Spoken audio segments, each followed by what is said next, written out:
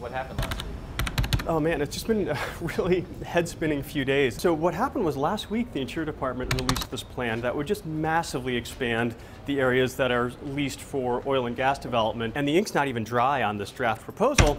And Interior Secretary Ryan Zinke has a meeting with Florida Governor Rick Scott. And he emerges from this meeting with Rick Scott to say, look, we have totally taken Florida off the table. We've removed Florida for consideration because its economy is so heavily reliant on tourism. And in an almost kind of Trumpian sort of twist, I would say, we suddenly had a sweeping policy change being made on Twitter. What has been really, really surprising and taken people aback is how quickly Zinke pulled Florida off the table, combined with a confusion over what exactly he meant when he said he'd remove Florida from consideration. It would be one thing if removing Florida from consideration, created some type of compromise, some kind of buffer off the state's coast. I mean, does this mean all of the eastern Gulf of Mexico is going to stay, largely off limits?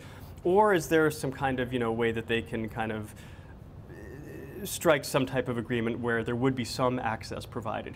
You've got governors from, honestly from both parties who are saying, well, hey, look, we want some kind of carve out as well. We get a lot of money from tourism. Just a few days ago, my colleague Amy Harder chatted with BP CEO Bob Dudley about how his company is approaching the offshore leasing issue.